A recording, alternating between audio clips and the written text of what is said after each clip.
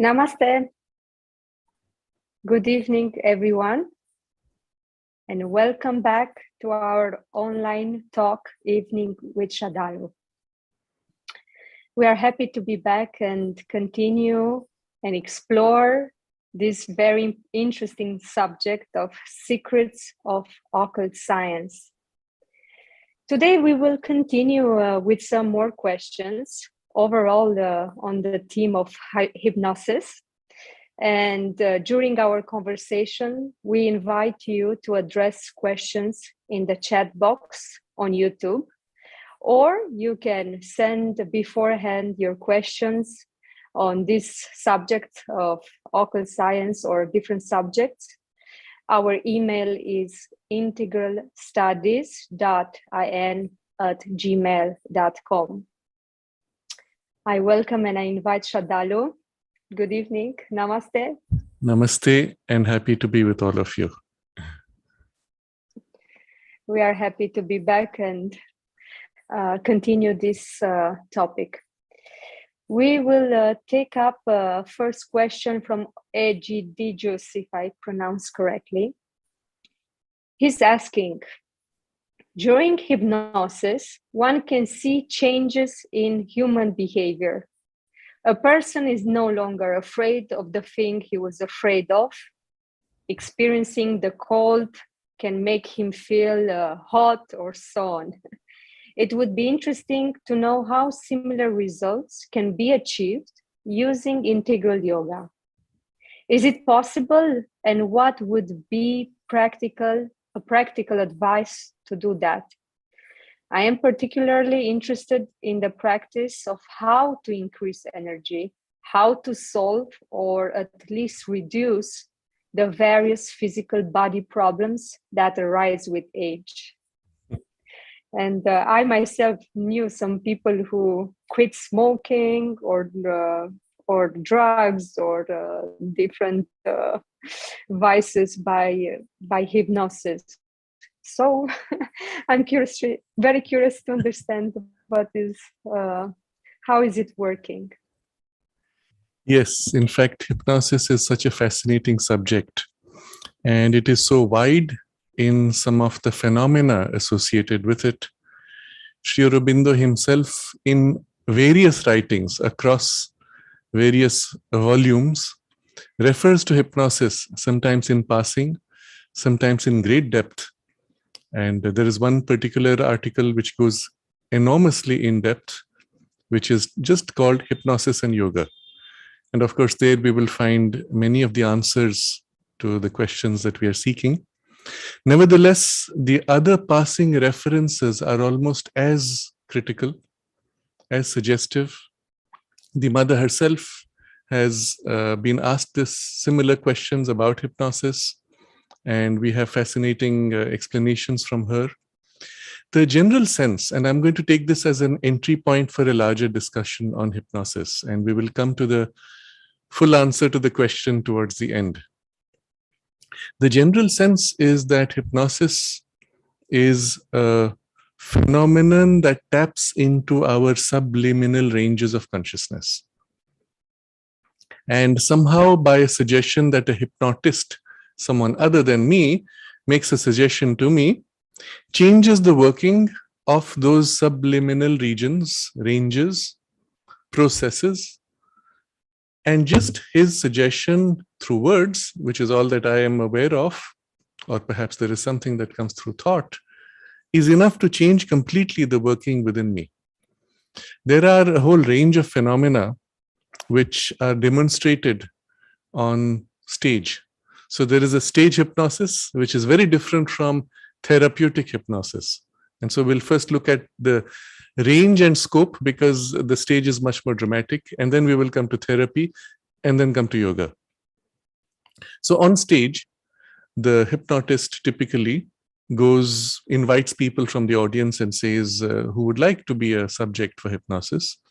And there's a group that comes, and he goes through a kind of a filtration, removing those who are less suggestible. Straight away, this gives you an idea that there are some people who are more suggestible, others who are less suggestible. What makes for that distinction is also very interesting.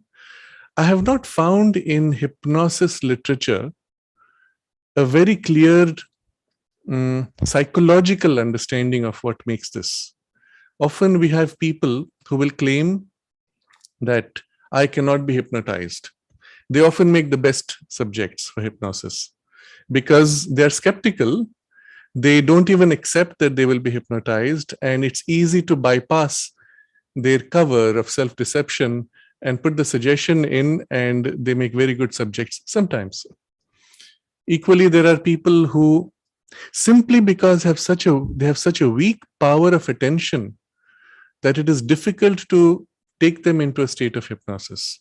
But by persistent series of suggestions, one can often have a similar effect as a hypnosis, not useful on stage, but in the long run, their thoughts, emotions can be very easily modified, molded, because, and this is the difficult part for us to accept, the fact is the bulk of humanity lives in a half-hypnotized, somnambulistic state. Somnambulism is sleepwalking. In a state of half sleep or full sleep, a person gets up, walks, does things, sometimes goes back to sleep, sometimes wakes up in the middle of the activity. I have perhaps narrated in one of our sessions long ago, a friend of mine who, because he was enormously sleep deprived, had got into this habit for a while of somnambulism. So one night he wakes up, or so he thinks. He's in a dream state, but he thinks he has woken up. He takes a shower, puts on his clothes. I don't know if he ate, but he drove in his car all the way across a city, went to his place of work where the gates were closed, and he pressed the car horn for the guard to open the doors, to open the gates, surprised that the gates are closed. And repeatedly pressing the horn, and in the middle of the night, woke him up from his sleep, and he suddenly found himself in the car in this somnambulism. Now, if you think about all the steps that were involved in taking you to that point, they match perfectly your normal daily routine of life habits. Think about this morning, from the point you woke up, through the shower, putting on your clothes, going through whatever morning chores. At what point were you conscious of what you were doing in a sense of being actually free to choose? I have often observed, and I think it's a good example for everybody, the process that I go through when, after having a shower, I dry myself. And everybody has their routine. You put the towel this way, and there's a whole sequence. If something happens in between, let's say there's a phone call, somebody calls, or my mind drifts, or my mind becomes aware, oh, what am I doing? It tends to break the sequence. And at the end, I will find a little patch here of water that I have not wiped, a little patch there that I have not wiped. But somehow, when I go through the semi-automatic process of wiping, every part is covered. Every part is dry. The automatism of that is typical of our daily life. Consider what happens when you're eating food. You mix typically the things that you like, that you're used to eating daily. You mix them, you take a spoon or with hand, you put it in your mouth and chew. That entire process is almost entirely automatic. And especially if you're sitting with friends in a conversation, you are not aware of what you did. All of this is practically somnambulistic, or could be done in somnambulistic states. If you can now consider how much of your daily life is actually like this, we can quite confidently say that something like 90% at least of our life is in a half-sleep state. Hypnosis is a state of, let's say, half-sleep, or interiorized awareness that to our waking surface consciousness is half sleep or full sleep. And therefore, suggesting to a person, putting a hypnotic suggestion is actually very easy. So when the stage hypnotist invites his audience, the bulk of the audience are suggestible. Very few, and I would say from what I have read of literature, because I've never done it as a stage hypnosis, but from what I have read of literature, they will say 3 or 4 people in a group of 100 are difficult to hypnotize. And by difficult, it means the normal processes of doing it rapidly are not so easy. Either you change the process or it takes a little longer. That's about it. The bulk of them are suggestible because we are so used to living in this half hypnotic state all the time. Out of that, they will try to filter out for the most suggestible because you want to do something dramatic on stage. Having done that, out of the volunteers, at least half of them have been selected. There are 10 of them sitting on stage. The hypnotist, depending on what they want to demonstrate, will just go from the first person, tap them on the shoulder or touch the head or take their hand and just give a command, sleep. And the person who's otherwise normal just slumps. That's it. Just a single command. Sometimes there's a more complex process. It all depends on how dramatic you want to make it for the purpose of the show. But the simplest command is simply sleep. Sometimes it can be done without a word. Simple gesture, holding the hand, shaking the hand. One of the great master hypnotists was Erickson. And he was a pretty aged man. He could demonstrate extraordinary control with hypnosis. He could heal people. He could reprogram entire personality behaviors. He was, of course, much more into therapy. But one of the things he used to do, which was what created a whole new field in modern hypnosis called speed hypnosis or speed induction. The patient comes to him. He would reach out to shake his hand. He would shake hand once and the patient would fall into hypnosis instantly. So they even use the term instant induction. People were scared to shake hands with him because they might just be thrown into hypnosis. And I met one of his, somebody who was a student with him for a while, and he shared, I asked him, what was the skill there? And he gave me this very interesting example. He said, the man was a little aged, his hands used to shake a little bit. So he would put out his hand, shaking. And as you reach out to clasp his hand would drift a little bit. And momentarily your attention is distracted to try to hold his hand. And he would just pull slightly and poof, you were in hypnosis. That moment of distraction where you were, let's say, going to meet him, you were going to say, momentarily your attention shifting created as if a small gap through which his intention, command, will, influence, whatever word you use, would just slip in, and that was all. Sometimes he would say sleep, or he would just hold, shake. Words are not so important here for a skilled hypnotist.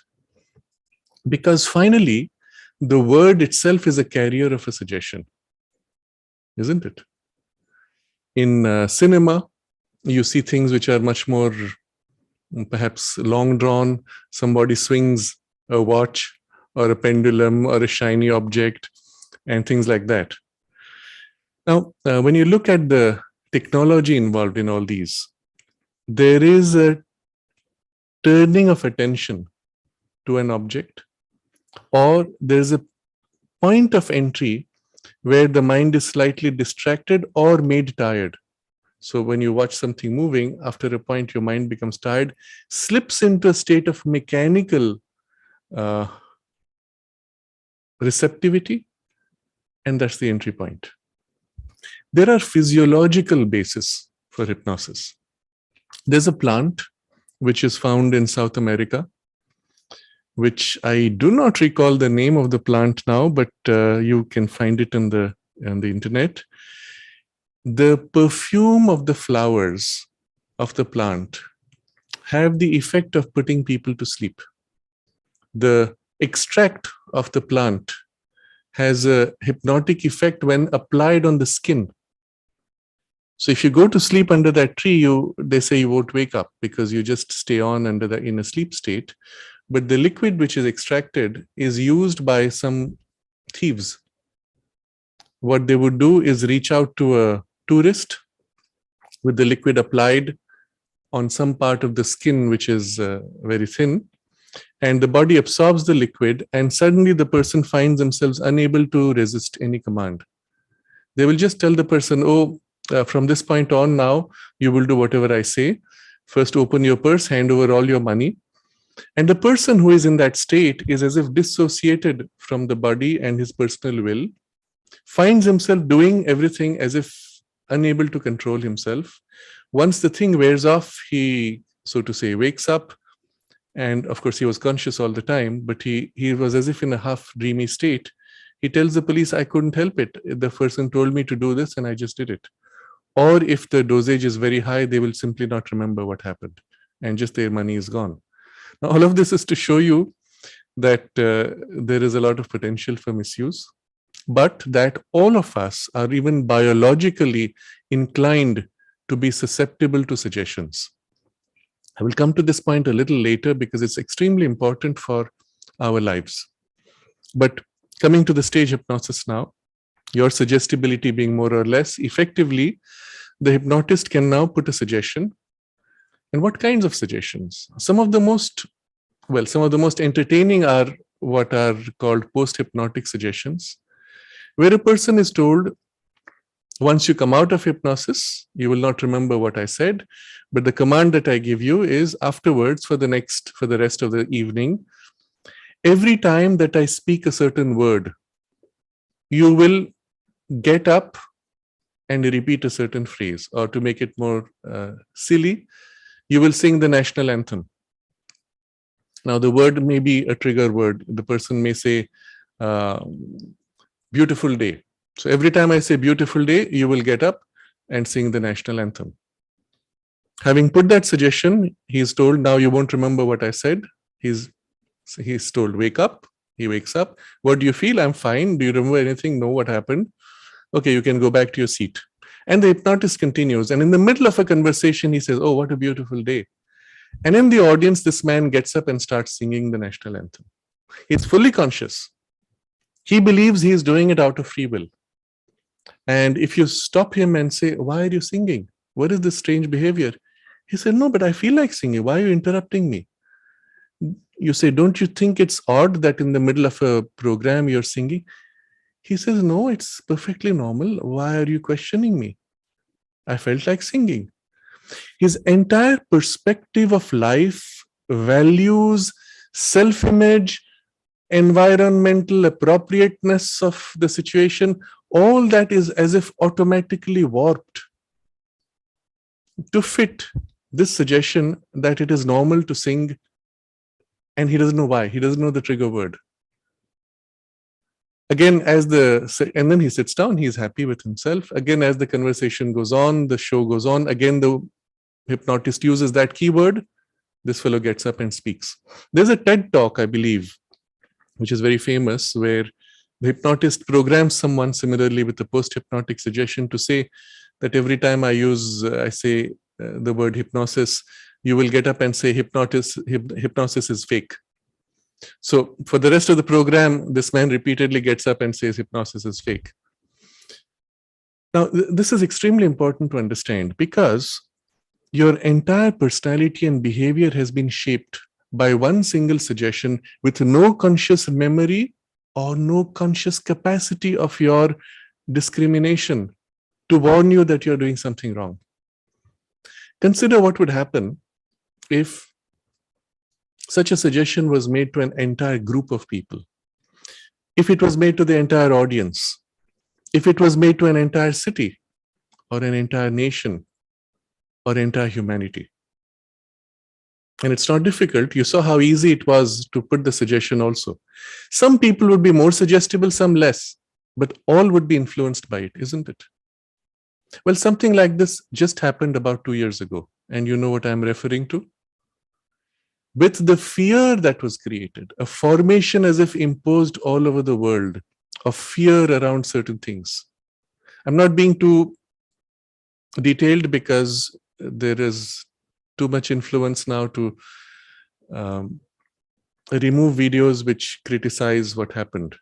But just so you know, all over the world, everybody lived in a state of fear to breathe even, fear to meet people, fear to touch, fear to have any exchange or contact.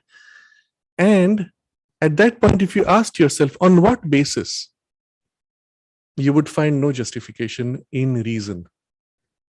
Your mind would attach to some suggestions here and there and justify it in a way that once you break out of that hypnosis, you look at yourself, you say, why did I behave like that? And yet it was imposed on the mass of humanity. And there were some of us who actually questioned it. Even while questioning, you were not entirely free of the suggestions. You had to make a conscious effort to break through. So we're going to discuss later what is required to break through. But I want to make this aware, bring this into awareness that the means there, the hypnotist, was the messaging through the media. All those of us who exposed ourselves to media found ourselves sucked into a certain belief system which was so compelling that you could not but behave even when you knew it was wrong. And I know people who succumbed to those suggestions, even though they used to say, oh, this is wrong, this is pointless, but on an impulse, something leaks through and they did. I'm giving these examples because Sri Aurobindo actually mentions this in passing. So I'm going to read from a few passages from Sri Aurobindo, some which will set the base and then some which will elaborate on this extreme form of collective hypnosis. So in one of his writings, which is, well, this is, I think, in the Life Divine, he speaks of powers of the mind and life force, which have not yet been fully explored. And then I read now, the modern admission of hypnotism is an example of such a discovery and systematized application. Though still narrow and limited by its method and formula. So I think towards the end, we will have a chance to see what is possible beyond the method of hypnosis and the formula of hypnosis, a direct action of a higher will on the lower instruments. So discovery and systematized application of occult powers which otherwise touch us only by a casual or hidden action, whose process is unknown to us or imperfectly caught by a few. For, now comes this very interesting observation, we are all the time undergoing a battery of suggestions, thought suggestions, impulse suggestions, will suggestions, emotional and sensational suggestions, thought waves, life waves, that come on us or into us from others or from the universal energy, but act and produce their effects without our knowledge. Now, this phrase, without our knowledge, should acquire for you a huge meaning after the example that I've given. That literally you can be made to stand up in the middle of a crowd in a large public function and behave in a manner that is entirely erratic, ridiculous, stupid, shameful, and yet not realize it.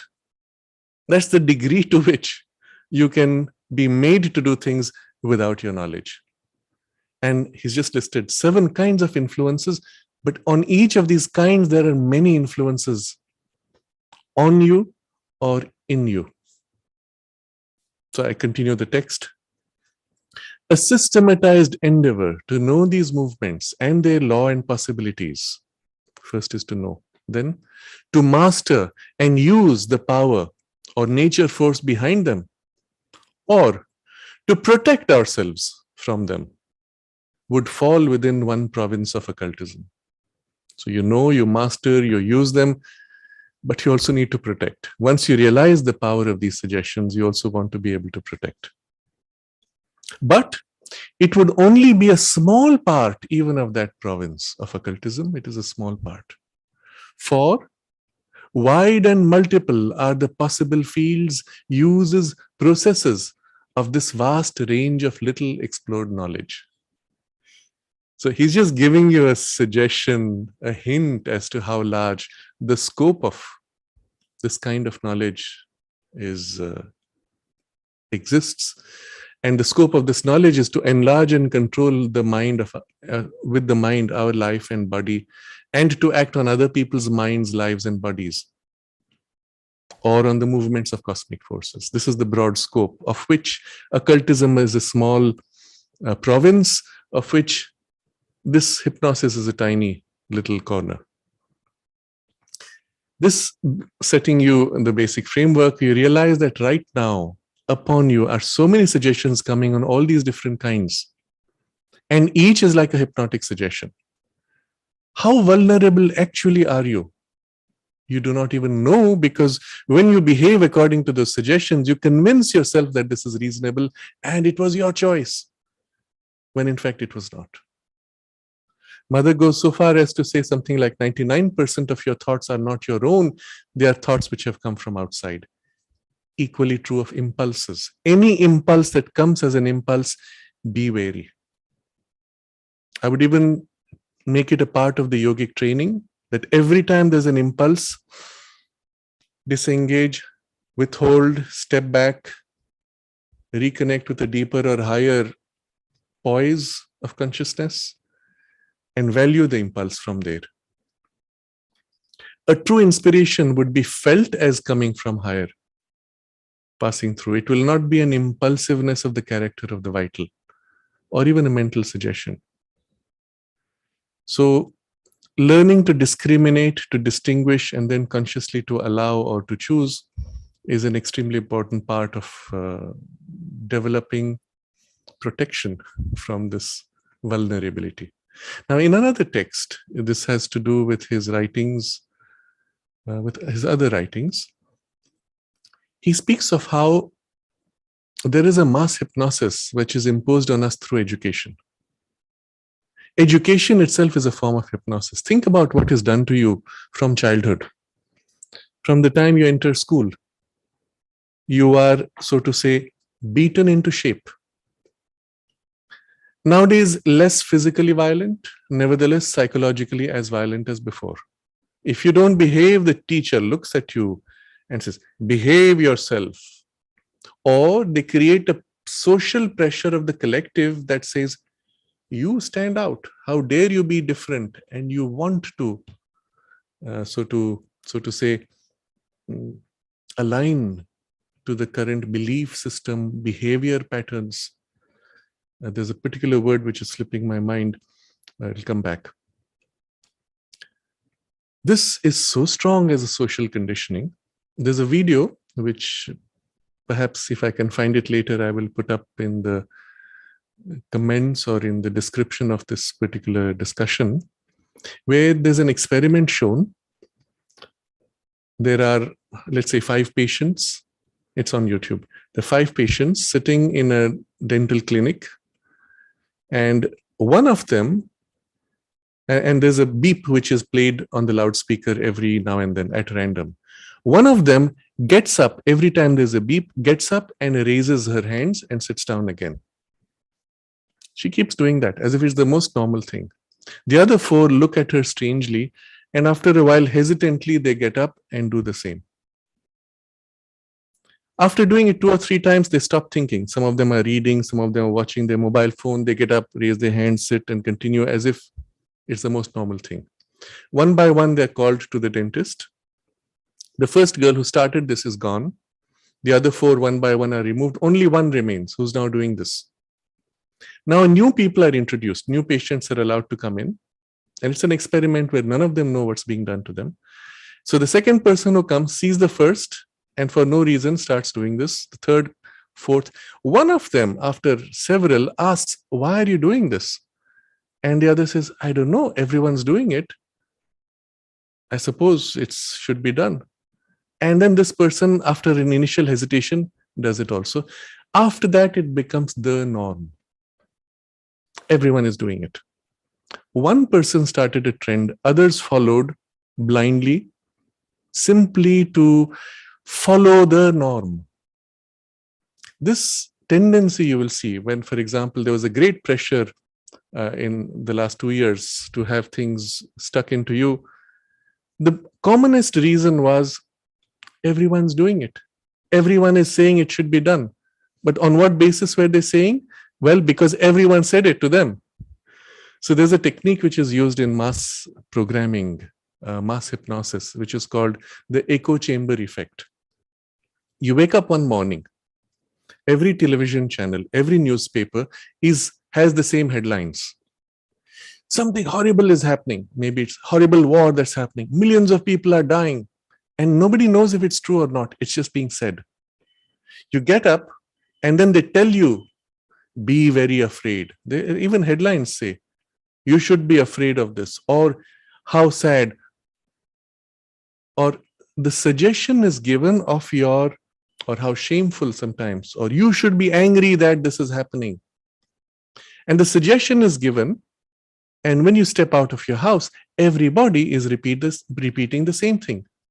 And suddenly everything else is forgotten. This becomes an overwhelming compulsion. You never stopped to think, from where did this push come that suddenly now you're angry, you're upset, you're feeling compelled to send money, stand in a public demonstration, or talk about it, or worry, or feel bad, or become unhappy, or sad, or angry, or whatever it is. Suggestion put from many directions at the same time creates in a collective a pattern of behavior, where each one wants to slip into the collective thinking everyone else is doing it, I can't stand out and be different. And this is how, well, we are easily programmed by those who control the headlines of newspapers and television channels. So education is actually a form in which this is imposed on all of us from childhood to conform. That's the word I was missing. Conforming to the current collective value system. Everybody is doing it, so I better do it. Otherwise, I will stand out and I will not be liked. I will not be loved. I will be set aside by society. What is society? You are society. You are going to define what others will follow, but instead you are following what others look at you and think is normal, as you think and look at them and say is normal. If you look at children's television, and there's a whole genre there which we, as adults we don't look at, but if you remember what it was like, they will have things like, what's the new fashion, what's in, what's out, we will tell you.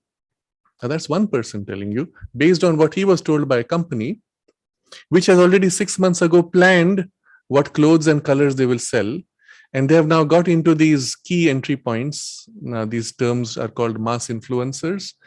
Influencing is the word hypnosis, by the way, is the same word.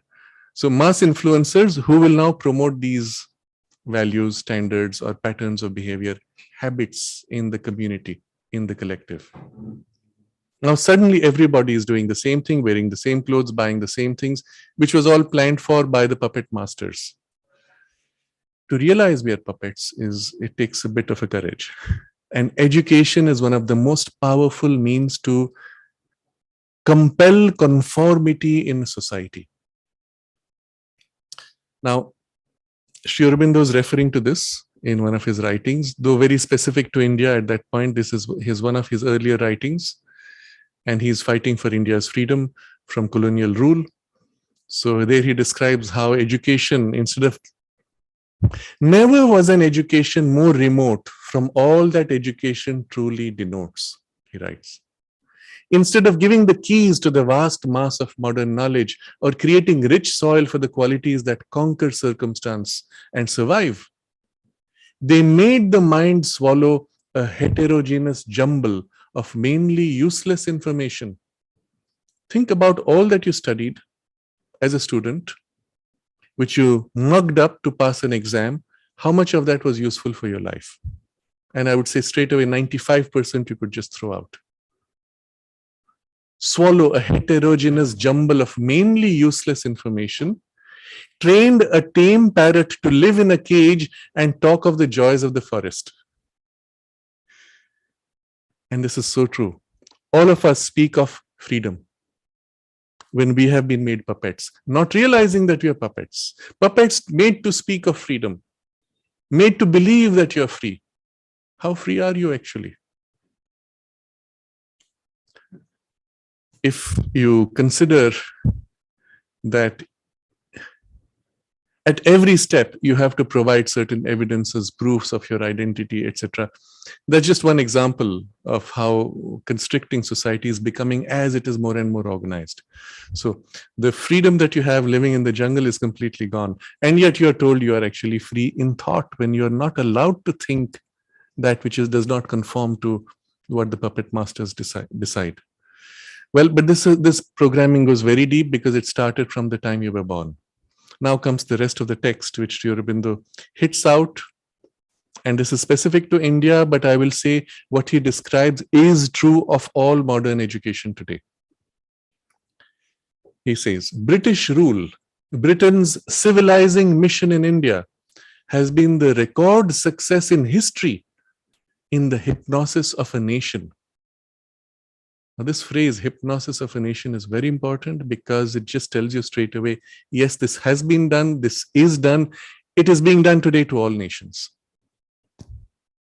But this is the record success in history in the hypnosis of a nation. It persuaded us to live in a death of the will and its activities. Your will has been killed. Taking a series of hallucinations for real things. Look at all the values that you chase. I am going to get such and such a degree. I'm going to come first. I'm going to come second in an exam where you just parroted up. That's your proof of your capacity to parrot up. And you're going to come first in that. To prove yourself a better slave, a better mind-numbed puppet. And what do you do next? I will look for a job. And that's part of the programming. You are never told you will create many jobs. You will start as an entrepreneur something new. You're not told that. Those who do it are those who have survived the system having been majorly damaged. I'm drifting a little bit into education, but with the context of hypnosis of a nation. So, series of hallucinations, fake values that you change for the rest of your life, that you chase for the rest of your life, all of them being fake and hollow. I saw a movie, this was on one of these channels, Netflix, which is powerfully pushing some of this messaging now for young people especially, but for older people, to shape social behavior. And in this movie, this man takes alcohol, drugs, and free sex. And then he proudly says, all that's cool is said to be bad for your health, but I will do it because it's cool. Something like that. But this word cool, you'll see a lot of young people speak of cool. What is cool? What they told you is cool, and you've been programmed to believe is cool. And you're saying that this is bad for my health, but it's cool, so I will do it. Think about how ridiculous it is. You're chasing cool. Undefined term, but defined by them with various changing values. Well, taking a series of hallucinations for real things and creating in ourselves the condition of morbid weakness the hypnotist desired. You're made to be weak, supplicating, compliant to the authority, whatever that authority is. And sometimes it's just that fellow on the television, a talking head, who is himself a puppet, who has to read out a text that he doesn't even know anything about. But this subservience, morbid weakness in character, in strength, in capacities, which the hypnotist desired. Okay, I continue. Until the master of a mightier hypnosis laid his finger on India's eyes and cried, awake. So master, capital M, that is the divine master of a mightier hypnosis, laid his finger on India's eyes and cried, awake. Then only the spell was broken. The slumbering mind realized itself, and the dead soul lived again. So you have the spell on a nation, once broken. The mind, which is asleep in the hypnosis, somnambulism, realized itself, oh, I am mind and I have freedom. And the dead soul lived again. But by the way, this is on the scale of a nation, so it does not mean it changes instantly. It takes about 100 years for the effect to really kick in, for people to wake up enough to start really exercising their freedom. But remember, the educational system is still the same. After 70 years of India's freedom from colonial rule, the educational system designed by them has still continued. And only now you see some attempts to change it with huge resistance from the hypnotized who say, don't dare change. Then he continues, but the education which was poison to all true elements of national strength and greatness was meat and drink to the bourgeois. The bourgeois delights in convention because truth is too hard a taskmaster and makes too severe a demand on character, energy, and intellect. He craves superficiality, a shallow soil to grow in. Okay, I will not read more, but this is just to tell you that there is this thing which we will call hypnosis of a nation. One more quotation just for the collective aspect of it, where he's speaking of the state idea, which is a modern concept, relatively modern concept. But what is it really? He says, what after all is this state idea? This is in the ideal of human unity. This idea of the organized community to which the individual has to be immolated. You see, you're told you must sacrifice for the good of others. So about a year or two ago, when they said you had to stick some poison into your body, it was done so that you will protect your children and your family.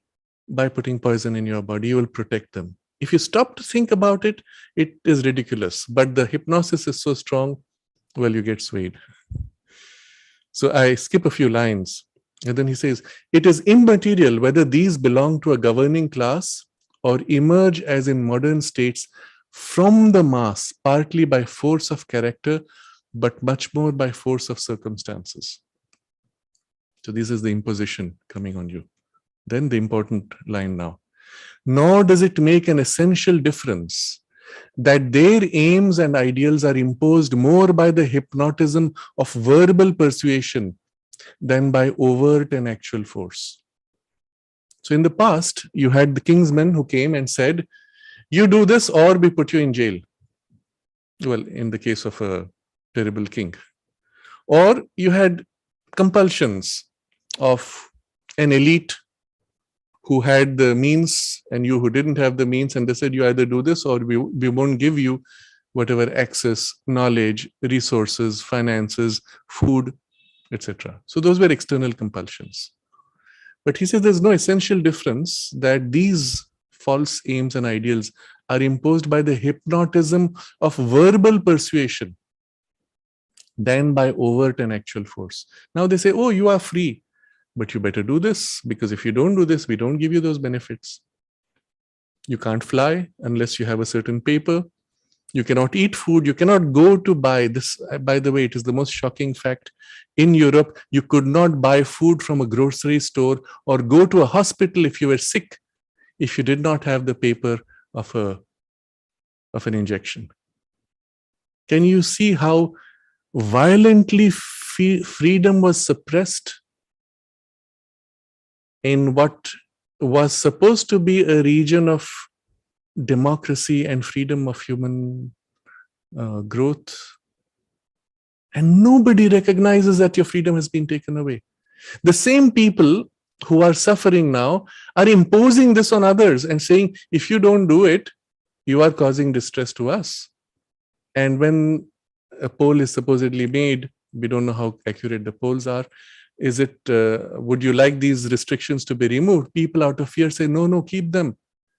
Protect us from the dangers by keeping us more bound as slaves. That's the suggestion that was imposed by this hypnosis of verbal persuasion. And you are a good citizen, you see, because you are being a good slave and not thinking too much, not questioning too much. And this is the modern form, he says. These false aims and ideals are imposed by hypnosis of verbal persuasion. In either case, there is no guarantee that this ruling class or ruling body represents the best mind of the nation or its noblest aims or its highest instincts. And this would have been useful if those were good people wanting to do good to you, and through education or such means actually sowed seeds of a higher aspiration, of higher, truer values that would accelerate human evolution. What they do instead is actually the reverse today. Think about this, and I won't go too much into this angle now, having covered it sufficiently, that it's a form of hypnosis, collective hypnosis. And one last, which he, in a letter Sri Aurobindo writes to Barin, he says that there are times when there are huge changes that take place in people, in empires, continents, where the order of things undergoes a change, and the forces of life, of what was past vitality, instead enters an advancing decay, atrophy, and dissolution. These are the words Sri Aurobindo uses. And then he says to Barin that you've heard me say this of the still persistent and reluctant medieval system in India. And you have not wondered when you're criticizing at that time India under colonial rule. You have not wondered. But you're surprised when I give the same description of this vaunting and dominant Europe. Remember, at that time, Europe was all powerful. And you say, oh, in India, things are declining, there's a decay, there's atrophy, dissolution. People accept. But that's happening in Europe. How can you say that? How can Europe be decaying and declining and atrophy or dissolving? So Sri Aurobindo asks him, when I give the same description of this vaunting and dominant Europe, why? Because it is vaunting and dominant? I think so. There are two hypnotisms that work, Sri Aurobindo writes. There are two hypnotisms that work with an almost miraculous power on men's minds. The suggestion of the habitually repeated word and the suggestion of the long-lived or robustly accomplished fact. So these are two hypnotisms. The first is habitually repeated word. Everybody says this, habitually repeated, and it becomes a part of your vocabulary. In Sri Lanka, I'm told, it's part of the collective culture to use a certain phrase that says, I have lost everything, I have no option left except suicide. Now, how this came in, we don't know. I don't know, let's say. And as a result, when people feel they have reached the limit of their capacity, the phrase is being repeated in their mind from generations and from the collective suggestion, no option left except suicide. And they commit suicide. If you look at the younger generations today, and it's a recent phenomenon of the last 10 years brought in through cinema from Hollywood specifically, and I don't know who are the puppet masters here, but the form of the suggestion is this phrase, you killed it. So when somebody does a good job, the phrase is, you killed it. Isn't that weird? You killed it. Now put a human being there, you killed it. Put an animal, you killed it. Put a beautiful project that you've accomplished, you killed it. Isn't that weird? It's completely contrary to the sense of accomplishment. But that's the phrase that you're told, and if you notice, it came in only through cinema, and you have all the young people repeating this mechanically. Oh, you killed it. You smile, you laugh, you killed it. What's the programming that's happening? The repeated word is when you kill it, you have accomplished. Or accomplishment amounts to killing something. And the two tend to get blurred. So habitually repeated word. It can take other forms. Our economy is sinking. Why? Because the newspaper says so. Oh, we are poor. Why? Because the newspaper says so. I'll give you an example. If for people who have just immigrated to, it was the example I had was from UK.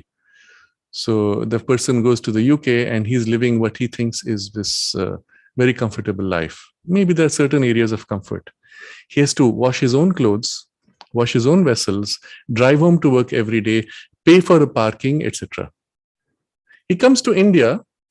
He has a driver who drives, a taxi which is cheaper than owning a car. Over there, he has to own a car and pay the loans to the banks. Here, a taxi which is cheaper than owning a car with full facility. He has a maid that comes to wash clothes, wash vessels, sweep the floor. Tell me, in terms of standard of living, who is more comfortable for less money? And yet you're told that life in India, you are poorer than life in the UK. Think about it. Does it make sense? And the only reason for that is the value of the currency earned. For 1 hour work in India, you earn so much. For 1 hour work in the UK, you earn so much. But the conversion rate of the UK pound to Indian rupee is 80 times. So for 1 hour work there, if you convert it to rupees, you get 80 times more value. And that is conversion rate, which is artificially fixed by governments or the World Bank or some such entity. If you look at a person working and the value of what he earns and what he can do with what he earns, value of life in India is much more comfortable. You are actually wealthier. Total value of gold in India is higher than almost any other country. But if you took all this into account, the GDP is a fake value system. Because the GDP is a measure of how much transaction was made, which was accounted for, paid for. So one of my jokes, it's not a joke, it's actually a fact. We can double India's GDP overnight if everybody who cooks food sells it to the neighbor. So I cook, instead of eating myself, I sell it to the neighbor. They cook, instead of eating themselves, they sell it to me. Straight away, your GDP shoots up. If you go to some of these wealthier countries, your parents have to be put in an old people's home where you have to pay for them or they have to pay for them to live. Whereas in a joint family in India, they're part of a joint family system. Nobody's paying anybody to live. We're all taking care of each other. There is no transaction taking place. Your GDP has dropped. You are poorer by their measure system, which is fake. But because you've been repeated habitually, you've stopped thinking, you're hypnotized to believe you're poor. So I'm giving this example just to elaborate on this hypnosis. The suggestion of the habitually repeated word, it can make you believe anything, do anything, and warp entirely the value system of civilizations. And the other side is the second hypnotism is the suggestion of the long established or robustly accomplished fact. During the time of the Roman Empire, oh, this is one of the big empires. We are so powerful. Nobody can defeat us. Does anybody even bother about who were powerful in those days? You had the British Empire. The sun never sets on the British Empire. How can it ever collapse? What happened to it? Nobody, except Britain calls itself Great Britain. What is its greatness? You have to ask. While it was an empire, it was Great Britain, for sure. Once gone, you had various empires within India. What happened to them? So the point is, while you see this long established and robustly accomplished fact, it feels as if the hypnosis of it says, ah, yes, this is going to last forever. This is so great, so wonderful. So I read from Sri Aurobindo again. Men are almost entirely led or stayed by blind hopes or blind hopelessness. They are ever ready to cry, as it was yesterday, as it is now, so it shall be forever. Or to sigh, this thing is, has been, promises to be. How can I ever overcome it? In the centuries to come, perhaps. But for me, my limits are set and the wall has been built around me. And then Sri Aurobindo writes, this is to Barin, to his brother. My friend, the thing that looks so huge, mighty, and impressive from without wears a very different appearance when you look into its secret places and sound its walls and foundations.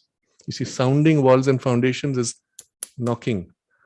You sound and you find it's hollow. Oh, there's something missing inside. And then he gives examples of how when something is eaten up by the termites, it collapses. Although outside it seemed fine, the whole thing collapses. And he gives an example. While in India, or he elaborates on this later, while in India, the external form is crumbling, the core is eternal. And it is that which will be revealed as the external form crumbles. In Europe, it's the reverse. The hollowness inside will be revealed when the external form crumbles. Well, we are seeing signs of it today. And I would say even dramatically in the last few weeks, where suddenly the US dollar is being questioned, suddenly the world relationships between countries, dependencies and compulsions have been realigned just because of one little war. Think about it. And all it needs is a little push from the higher powers, a nudge, and suddenly things fall into place and or are displaced entirely. And the hypnosis, which we believed for so long, Well, eventually we have to wake up from it. Okay, all this was to elaborate on just this one idea of a collective hypnosis, only to wake you up to the fact that you are living a life of hypnosis. That the bulk of your beliefs, the bulk of your ideas, the bulk of your behaviors are a kind of a collective hypnosis, and that you need to wake up from it. Coming back to the example of the stage hypnotist and his post-hypnotic suggestion. What if he made a post-hypnotic suggestion to the entire audience saying, go out and buy this product? Straight away your sales would shoot up. And yes, it was done. So in the United States, when this mass hypnosis as a technology was being developed, post-Second World War particularly, and there was a whole operation called MK Ultra. For those who are interested, you may look it up. Very little is actually revealed in public, but what you see is just the beginning of something much more elaborate. One of the experiments they did was, while watching a movie, in those days you had the film, literally plastic strip with images, and the images are shown 24 times per second. And when it's fast enough, then a series of jerks of a hand movement looks smooth to your mind. So when the actor is taking his hand, drinking a glass of water, there are 24 movements, 24 images in a second. Your mind consciously cannot recognize anything more than 10 images per second, normally. Some more conscious people can see through a little more, 12 perhaps. So in 24 images, if you change one picture and replace it with another, and in this case, they put a text that said, eat more popcorn. So you're watching a movie, and at a time when you are most suggestible, there's a moment of tension or an emotional content, you are drinking in the whole experience. Suddenly they flash this one little square, 1/24th of a second, that says, eat more popcorn. Maybe they flashed 2 or 3 times. The result was, the moment there was the intermission, everybody got up, bought popcorn and ate in large numbers. You had popcorn sales shooting up. And you know that in cinema halls, popcorn is 10 times higher than the normal price. So they made huge profits. Now, if this technology had continued, assuming it's actually being continued and you don't know it, most of your buying behavior is being influenced by this. You just don't know it. In that case, one day in some theater, the film got stuck on that image. It created a scandal. The government had to pass a law saying you're not allowed to do this kind of subliminal, the word tells you, advertising. But all advertising is subliminal. Marshall McLuhan, I think, was one of the greats who developed this whole technology of advertising to use subliminal suggestions, associations, etc. To shape your behavior, to plant these suggestions by implanting a suggestion that acts as a post-hypnotic suggestion to make you buy. How often, look back at your own life, how often have you made a purchase just like that, on an impulse, on a whim, and later turned back and said, why did I do so much? Why did I take that? I hardly need it. Well, you know you were had. You had been post-hypnotic suggested. So coming back to that example, all of us are actually being played as on the stage, but the stage is more dramatic because they make you do crazy things. How crazy? I give another example now. If you're told under hypnosis that now you will cease to see the color red, and every time you see red, it will appear to you as green. And then the person says, you will forget that I made you the suggestion. You come out of the hypnosis, you don't remember what you were told. You look at this and you say, this is green. You take a green paper, place it next to this, and you will see the same colors. You go out and look at all the cars and someone asks, show me a green car, and you'll point at the red and say, this is green. It's as if your ability to see has been warped. How is that possible? Well, the only explanation you will find is in Sri Aurobindo. Nobody else explains it. because it requires a deeper psychology, and the current Western psychology is too shallow. Even yogic psychology, as it survives today, is not sufficiently focused on these layers, because the bulk of the psychology in India, at least, was turned to otherworldly focus. Although originally the knowledge was there, much of this was set aside, and you'll still find stray references in older texts, but they're not so prominent because of that exclusive otherworldly focus. They dropped the nuances of the lower ranges of consciousness. Sri Aurobindo alone maps out the full spectrum from the lowest to the highest and their complex interactions. And so here there are many things we will find. I did not think it worthwhile to read from all of them because it would just take too long. My goal was to cover this whole topic in one session. So I will just summarize in my own words.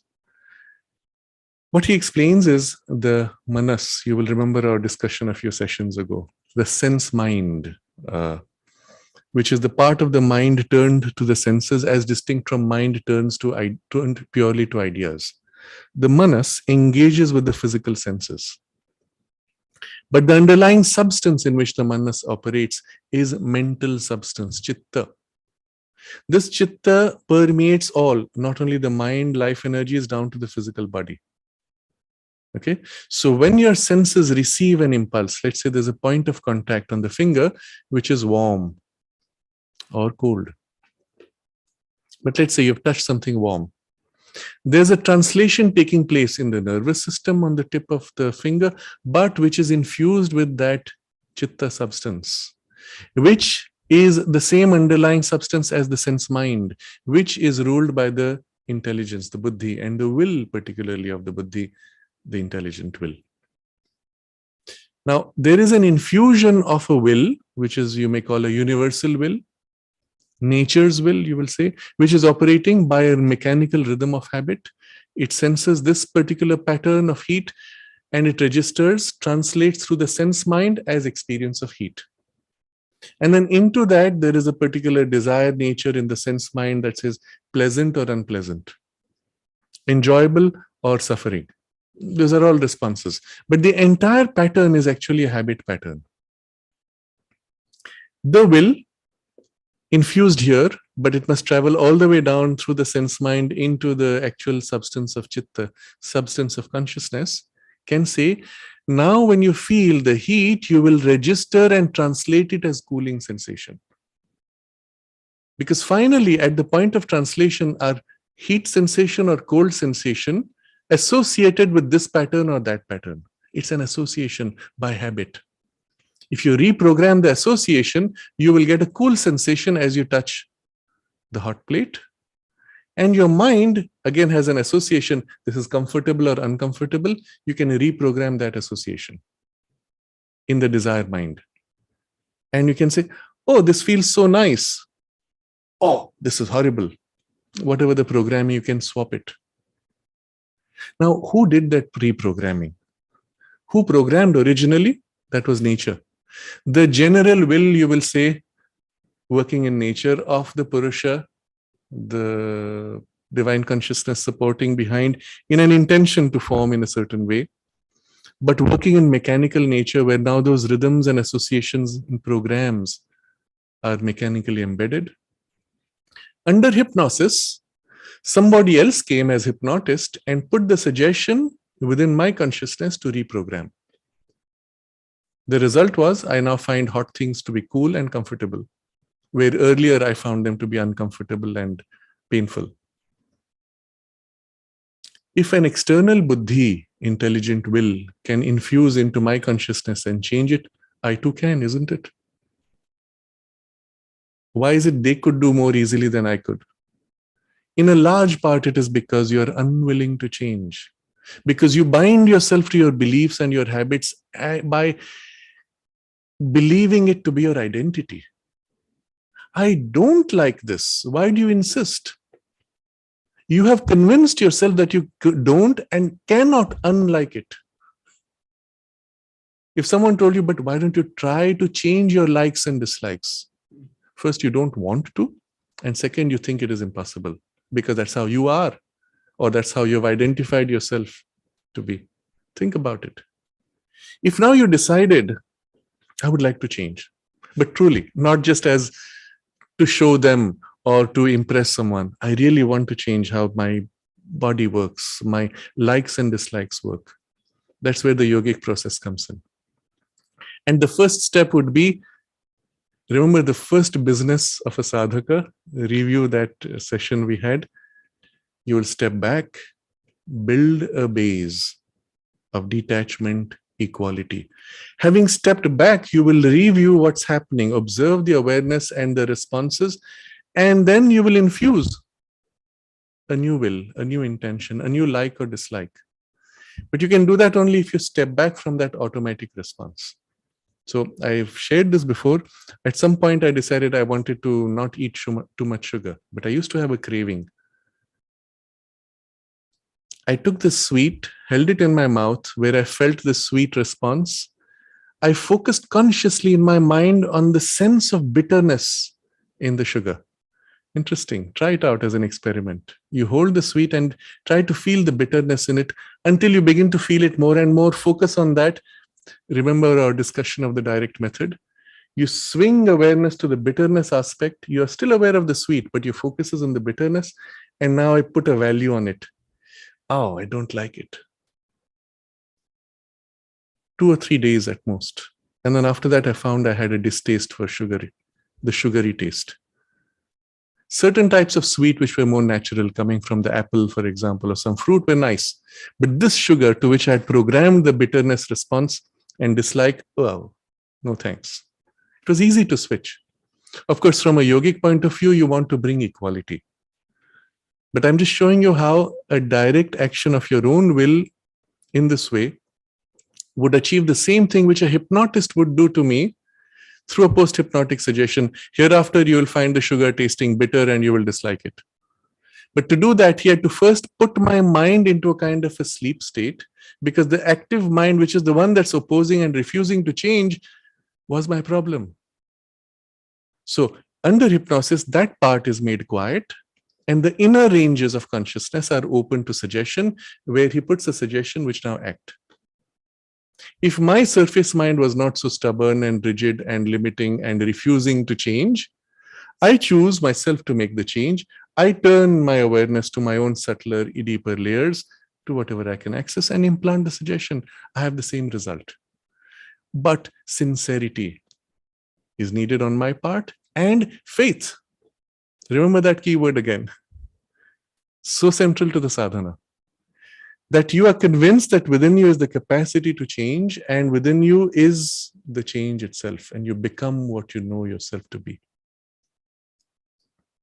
Because you could not do it, somebody else had to do it who had the faith that it would happen.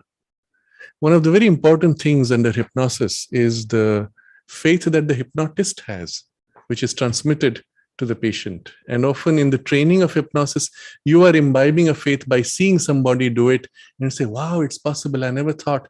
But now that I've accepted, I can transmit that same faith to the patient. Think about it. So there's a faith that you need. Now, suppose you replace the hypnotist. You open instead to a higher source of consciousness, to the Divine Mother.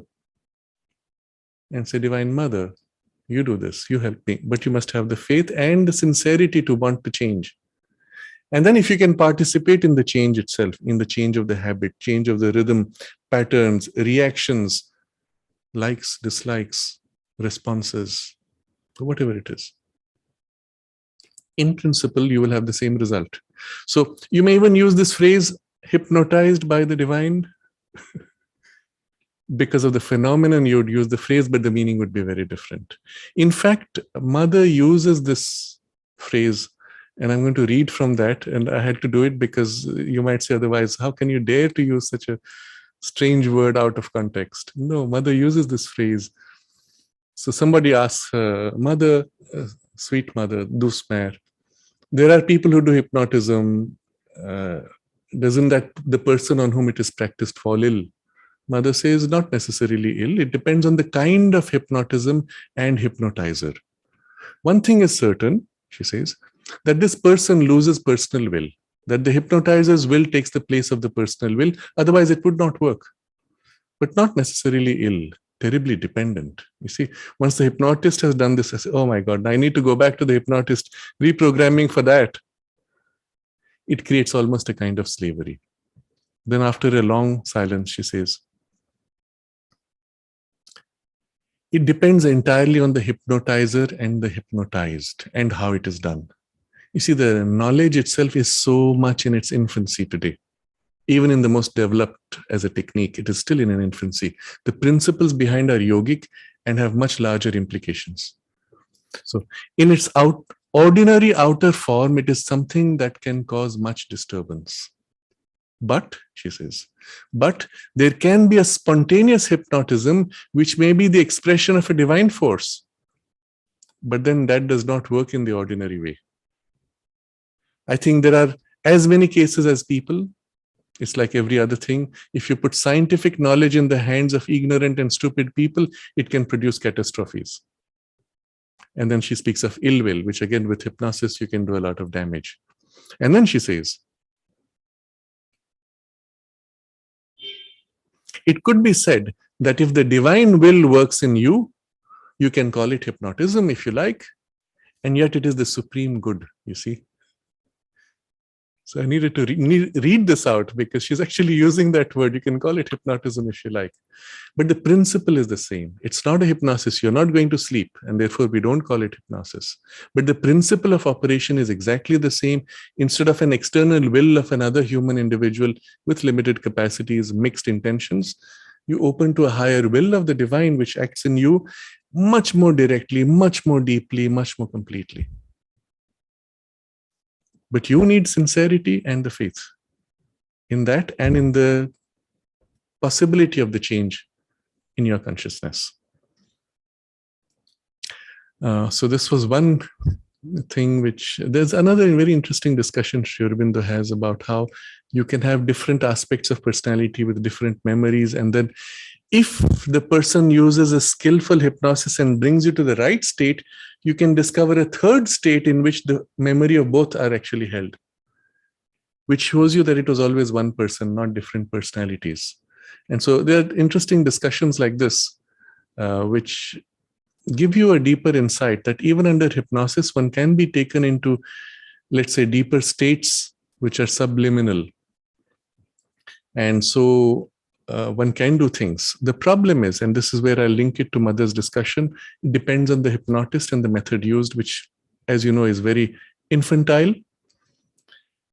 I have, seen, heard, read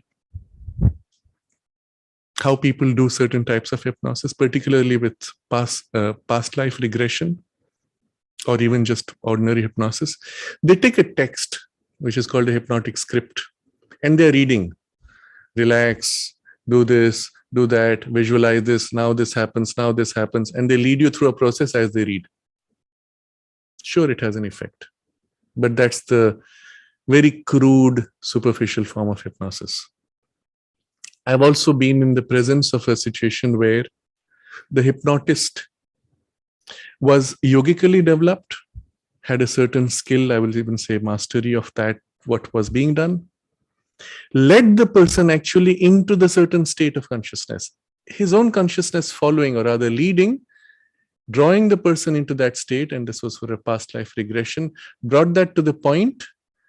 And then because he was able to hold full clarity of consciousness without imposing his own suggestions, he was able to then say, now, what do you see? And then the person described the perception without mixture of expectation. Now, I'm giving this as an example because, in fact, what happens, a lot of people under hypnosis are made to remember things. What happens is they are told, okay, now what do you remember? But the hypnotist has an expectation which is received by the hypnotized as an image or an experience, because they're connected in consciousness at that point, and they repeat whatever you expected, and you get false memories. There's a whole technology developed in the MK Ultra technology, which I referred to earlier, which is actively used today. You will see scientific papers written on it, which is used by the intelligence agencies, the papers written by the CIA in this. where they describe how you plant false memories under hypnosis. The person comes back fully remembering in rich detail certain events, but they're all entirely faked and planted in this way. So this is just to give an example of what a spiritually founded or a yogically founded hypnotist would be able to do if leading the same process. But at that point, you would wonder, is it hypnosis, or is it simply a transmission of an experience through the help of certain words and suggestions? Because he's leading it, and it is not really a state of somnambulism or loss of memory even in the person. A lot depends on the method used and the means of transmission. Sri Aurobindo, now elaborating on this idea of difference between someone else's will and your own, he says about this, how you can actually forbid a person to feel pain in a wound. So straight away, the person who is right now has a wound with severe pain, the pain just vanishes, just with that suggestion.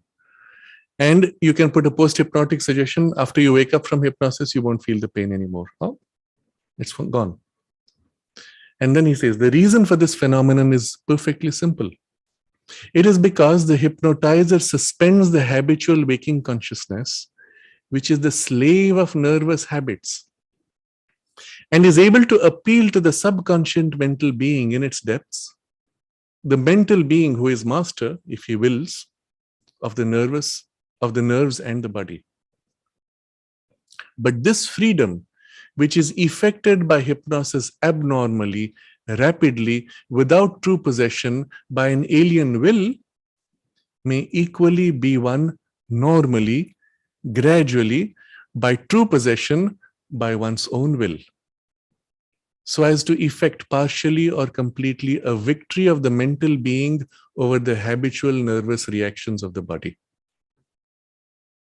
So very simple, and this would be in response to the questioner asking, what is the relationship with the yogic process? Can we achieve the same?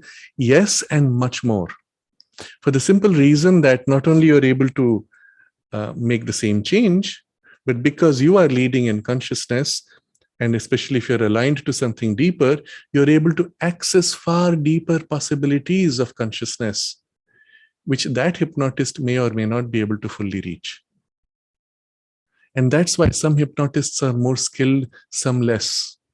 Even in reading a same script, the results may be more or less depending on their consciousness, depending on their access. I would even go so far as to say that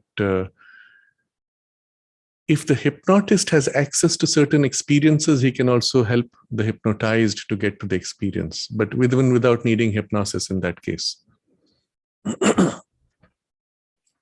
Now, I will come to one last description from the mother, where she takes this question to its ultimate. And I think we will close for today with this discussion. I'll just quickly scan through the questions.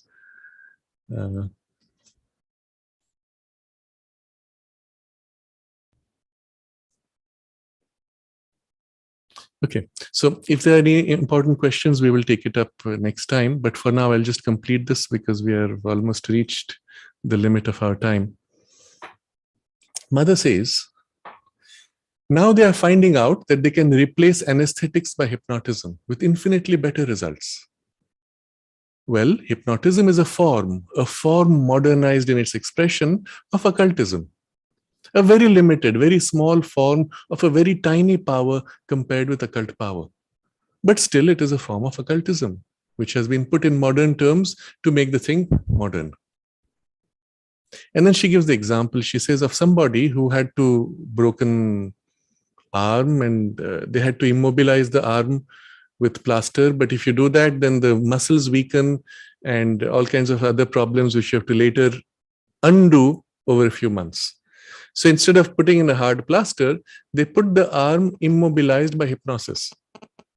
So no tying up, no hard plaster, but under hypnosis, the person was told that you will keep this arm in this position, you won't be able to move it outside this position.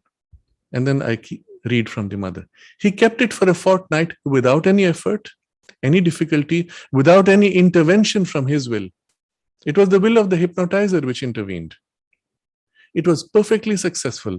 The arm remained in the required position, and when the fortnight was over, the hypnotism removed, and the person was told, now you may move. He began to move. And then mother comments on this. Well, that's a step forward. She's actually saying this is a superior form of therapy, and at least for this purpose of healing instead of using plaster. So what I want to point to in this first is that hypnotism has a tremendous potential for therapy, for healing, if used rightly by people who are more competent or more, well, yogically established. And one can do miracles with this kind of intervention. But if you are yourself in a yogic path, then you can achieve the same result by your own will. And you would call it self-hypnosis. But now I come back to mother's text. Someone asks, they say hypnotism has a bad effect on the hypnotized person. Mother, no. If somebody practices hypnotism to impose his will on another, it can obviously do much harm to the other person. But we are speaking of a hypnotism which is practiced in a humanitarian way. It may be said for precise reasons. All the bad effects can be avoided if one who does it has no bad intentions. And she gives an example. If you use chemical formulas in an ignorant way, you can cause an explosion, and that is very dangerous. Well, if you use occult formulas ignorantly or egoistically, which is even worse than ignorantly, you can also have harmful effects. But that doesn't mean that occultism is bad or hypnotism is bad or chemistry is bad. You're not going to ban chemistry because there are people who cause explosions. And someone says, but you need special qualities to learn occultism. She says, of course, for everything you need special qualities, even to be a musician or an athlete. So I skip that portion. And then we come to something very important now. And this is central for us from a yogic point of view. She says, there are two types of progress, not only one. There is the progress that consists in perfecting more and more the capacities, possibilities, faculties, and qualities you have. This is what is normally obtained by education. And now she comes to the second. But if you go in for a little more thorough development by approaching a deeper truth, you can add to the qualities you already have other new ones that seem to be asleep in your being. So the first method takes existing qualities and develops them, perfects them. The second method brings out new qualities, okay? And then I continue. You can multiply your possibilities, enlarge and increase them. You can suddenly bring up something you did not think you had. I've already explained to you this several times. When one discovers one's psychic being within, at the same time they develop and manifest quite unexpectedly things one could not do at all before and which one didn't think were in one's nature. Of this too, I have given numerous examples. And then she repeats an example which she says she has given before about a girl who was very ordinary, no power of imagination, very clumsy French, no literary sense, and none of these qualities which she had. Well, when she had the inner experience of contact with her psychic being, and as long as the contact was living and very present, she wrote admirable things. When she fell back from that state into an ordinary one, she could not even put two sentences together correctly. And I saw examples of both kinds of her writing. So mother herself has interacted with this girl. Then mother concludes saying, there is a genius within every one of us. We don't know it. We must find a way to make it come out. But it is there, sleeping. It asks for nothing better than to manifest. We must open the door to it. So this genius is, of course, centered in the psychic being. And the psychic being, if you think of it as a drop of the Satchidananda, it is infinite potential which is in the creative movement. Now, infinite potential as a drop but infinite potential nevertheless, ready to bloom out. Layers and layers of possibilities, infinitely petals, new dimensions, new directions, new possibilities, new skills and capacities. And in the example Mother gives, this girl who had nothing of the talent of language or skill or literary sense or writing, suddenly writes beautiful, perfect, inspired language. She misaligns from the psychic and poof, it's gone, and the normal personality is there, which is incompetent or incoherent. So dramatic can be that shift. Align yourself to the psychic influence, and what flows is beautiful, streaming, inspired, clear, with new faculties and capacities that you could never imagine. You lose the alignment and it goes away. That means the true source of all of your highest faculties and capacities is in the psychic. In fact, if you think of it this way, every life is only a duration given to draw out certain faculties and develop and imprint them in your nature to their full potential. And in so doing, the psychic has as if developed the capacity now to draw out and manifest more completely, which as an essence it carries into the next life. And that's how you grow from life to life, developing aspects and faculties of the psychic potential, which is infinitely free. But instead of doing one side each life, in this very life, you can open several of them and allow its full emergence instead of tracking one little pattern on the more surface layers. From deep within, all the different facets could begin to fill, flow, and develop to whatever extent. And as long as this alignment remains, all that growth will remain in essential form for the richness of your soul's evolution to be taken into successive lives thereafter. Think about it. Consider where you would put more effort. You can take a few narrow track of facilities and develop, a few narrow tracks of faculties and develop, or go deeper to the full possibility and richness of infinite potential and allow its greater emergence, fuller emergence, and enrich your life even suddenly in a way, because the moment that influence comes, everything is there. And the time you would give for this development of the deeper possibility would be enormously more rich and complete and enjoyable and fulfilling and deeply satisfying than one narrow track taken and struggled through with great effort for a little development. So think about what would be for you a greater priority. Putting it into the context of the main theme of hypnosis and the question, whatever can be done which seemed to be miraculous under hypnosis is entirely available to you in your conscious awareness on the same principles, maybe taking a little longer, but much more stable, much more complete in its capacity and its emergence.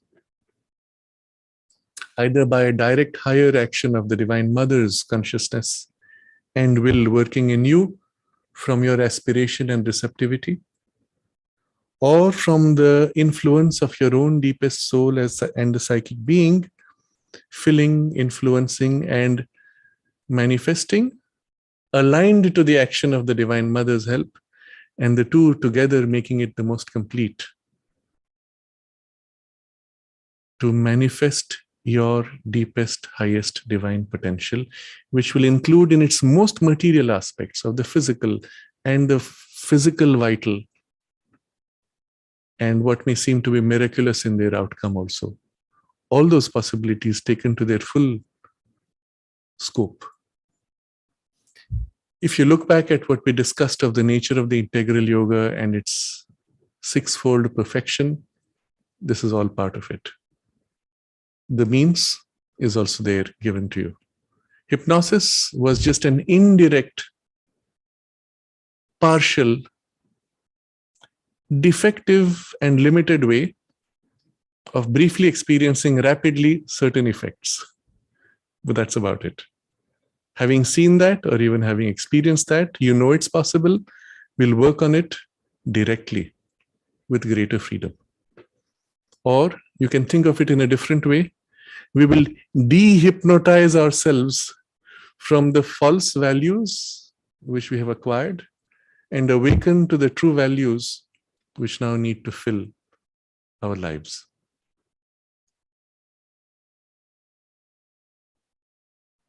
We can, if there are further questions on the theme of hypnosis, you may send them, and perhaps next time we will start with those questions to complete the topic. Or if there are no other questions, then we will just continue with the next part of the topic, which will also be a continuation of the theme of secrets of occult science. We can take a moment to concentrate in this aspiration and this sense of purpose.